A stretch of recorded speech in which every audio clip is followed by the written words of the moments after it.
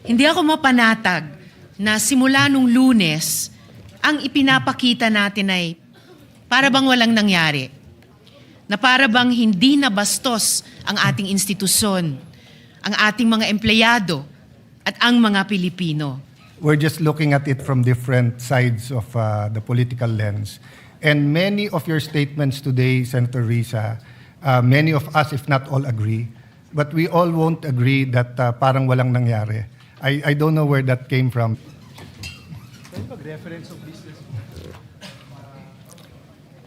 Yung sa summit. Salamat po, Mr. President. Mr. President, I rise on a matter of personal and collective privilege. Mr. President, halos isang linggo na matapos ang habulan at barilan dito sa Senado. Sa loob-loob ko, hindi ako mapanatag na simula nung Lunes, ang ipinapakita natin ay para bang walang nangyari. Na para bang hindi nabastos ang ating institusyon, ang ating mga empleyado, at ang mga Pilipino.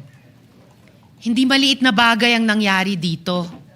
At lalong hindi dapat inaasa sa mga Facebook Live, press conferences at media interviews ang pagtatahi-tahi ng mga pangyayari. Ganito na ba talaga kababa ang inabot ng ating politika sa Pilipinas? Ito na ba tayo, Mr. President?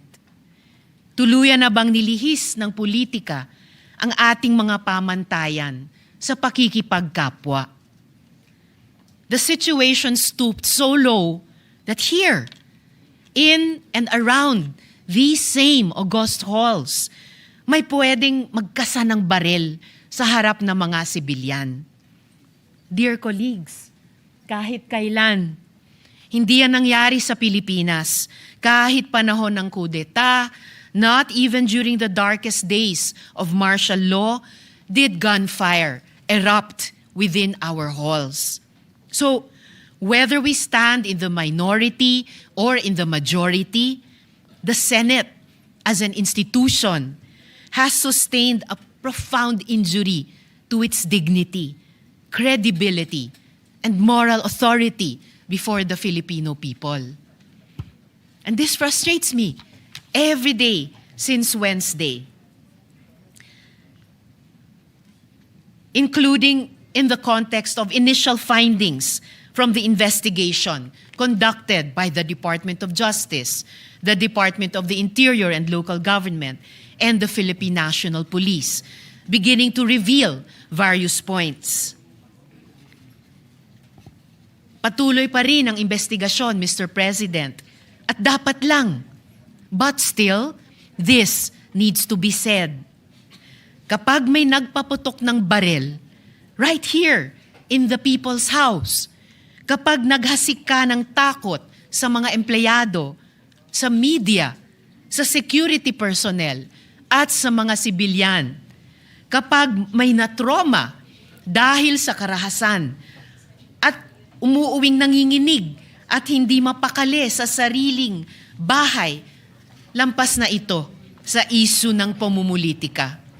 Pambabastos na yan at pang-aabuso sa lahat-lahat ng ipinagkatiwala sa Senado bilang mga lingkod bayan. As we all know, democracy has always made room for disagreement.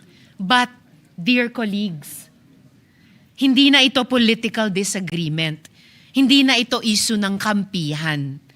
What should trouble us is the manner by which this agreement is being settled, which reflects a broader national discourse that has become more coarse and unforgiving. When aggression is normalized and humiliation is treated as political currency. We cannot have a culture that proudly treats fellow Filipinos as enemies to be defeated, all in the name of clout. Yung mga pagbabanta, pambibintang, pananakit ng damdamin, hindi yan ang dapat ginagawang sukatan ng tapang. Kahit magkakatunggali sa politika, hindi tayo dapat ganyan sa isa't isa, lalo na dito sa Senado. Hindi ito tahanan ng ganyang kababang uri ng politika. Ngayon, higit sa kailanman, dapat manaig ang ating pagka-Pilipino. I refuse to believe na tayong mga Pilipino ay mga bulag na sumusunod sa sinumang politiko. I refuse to believe na wala nang natitirang malasakit, hiya o pagmamahal sa bayan. Kasi ang mga krisis, ang mga sakuna, hindi yan nagtatanong kung sinong kakampi mo sa politika. Lahat tayo tinatamaan at lahat tayo may responsibilidad. At tayo mismo, dito sa Senado, kaya nating magkasundo. In fact, all of the laws I myself have championed could not have passed without the support of those from across the political aisle. And I refuse to believe that this institution that has crafted laws for the most marginalized, that has conducted crucial investigations, that have moved the needle at various political junctures, is beyond repair or redemption. Let us remember, Mr. President, that we have a bicameral legislature with a Senate elected at large, precisely to have a body that can rise above parochial concerns and craft a vision for the entire nation. At kaya kong sabihin ng buong puso that this Senate has, at its best, shown that disagreement does not destroy our common duty. We have passed laws across party lines. That is why we cannot act as though nothing happened last week. Alam natin ang tama at mali. Alam natin kapag sumosobra na. And this is what our country needs from us now. For the Senate, in this difficult hour, to reflect the best of our people. May we prove worthy of the trust that our people have placed in us. Marami pong salamat sa inyo at sa lahat, Mr. President. Before I recognize Senator Pia and Senator Marcoleta, you know, the curious thing is the prayer of Senator Kiko and the prayer of former Senate President Tito Soto yesterday. We all agree with it. We're just looking at it from different sides of the political lens. And many of your statements today, Senator Risa, many of us, if not all, agree. But we all won't agree that parang walang nangyari. I don't know where that came from because I don't think anyone is treating it trivially. It's just a matter of how we can focus on it given that there is a real economic crisis, crisis of prices, oil crisis. Our stock is running out. We're convening into an impeachment court. You know, our staff are overwhelmed by the number of investigations, by the number of subpoenas that are here.